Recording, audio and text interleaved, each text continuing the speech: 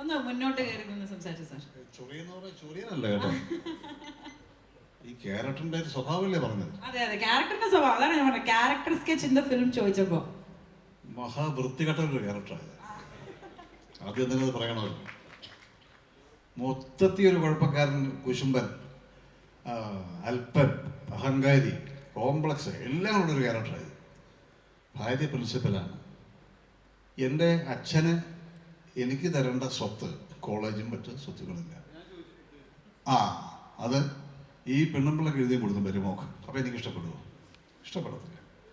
അതിൻ്റെ കോംപ്ലക്സാണ് മാക്സിമം. എന്തെല്ലാം ഒരു പരിപാടി കോളേജിലുണ്ടെങ്കിൽ അത് പരമാവധി കയറി ഇടപെട്ട്, കാരണം ഇതിനകത്തുള്ള ഒരു ആളും കൂടെ ഞാൻ അല്ലേ, അതിനകത്ത് മെമ്പറല്ലേ, അതിനകത്ത് ബോർഡ് മെമ്പറാണ്.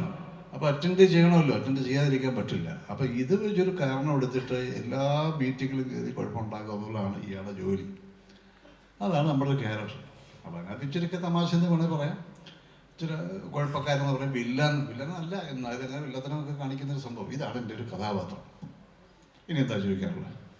ഇനി ഇല്ല, നമുക്ക് ക്യാരക്ടർ സ്കെച്ചാണ് അറിയേണ്ടത്. അത്ര തന്നെ. അങ്ങനെ ഇടയ്ക്കൊക്കെ വരുന്ന ഒരു കഥാപാത്രം, അത്രേ ഉള്ളൂ.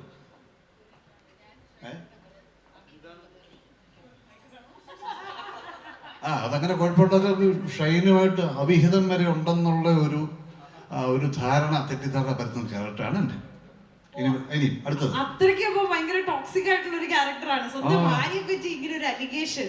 അതെ, ഇയാൾ അടിച്ചു പൊളിച്ചെല്ലാം കളഞ്ഞൊരു ഒരുത്തനല്ലേ.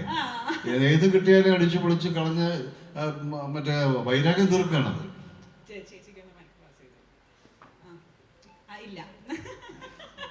ഓക്കെ സാർ, അപ്പൊ സാർ എന്തായാലും ഒരു കോമഡി ഫിലിമില് മഞ്ജു ചേച്ചിയും അശോകൻ ചേട്ടനും കൂടെ ഒരുമിച്ച് ഒരു കപ്പിളായിട്ട് ഒരു കോമഡി മൂവിയിൽ വരികയാണെന്ന് പറയുമ്പോൾ തന്നെ നമ്മുടെ എല്ലാവരുടെയും എക്സ്പെക്ടേഷൻ വളരെ ഹൈ ആണ്. നമ്മളെല്ലാവരും ചിരിക്കാൻ റെഡിയല്ലേ? ആണെങ്കിൽ ഒരു വലിയ കൈയ്യടി. പിന്നെ ആകെ കൂടി സമാധാനം, ഒരു ദിവസം ഷൂട്ട് ഉണ്ടായിരുന്നുള്ളൂ. അപ്പൊ എത്രത്തോളം കമ്പനി ആവാൻ പറ്റും നമുക്കറിയാലോ. അത്തിക്കും തിരക്കിലും പറ്റ് അല്ലേ? എന്താ ആളെത്ര കൂടെ മനസ്സിലായിട്ടില്ല തോന്നാ കുട്ടീനെ. അല്ല, സിന്ധു എന്ന് പറയുന്നത് നല്ലൊരു ഡാൻസറാണ് അല്ലേ മീനാക്ഷി? സിന്ധുജ കണ്ട സിന്ധുജ എന്ന് പറഞ്ഞ ഒരു കുട്ടി ഡാൻസ് കളിച്ചിട്ടുണ്ടായിരുന്നു. Very good song. ഷൈൻ ചേട്ടന്റെ ഡാൻസ് നമ്മൾ കണ്ടില്ലേ? ഷൈൻ ചേട്ടൻ ഒരു കിടിലൻ ക്ലാസിക്കൽ ചീലങ്കൊക്കെ കെട്ടി ഇങ്ങനെ നടക്കുന്നതൊക്കെ നമ്മൾ കണ്ടിരുന്നു.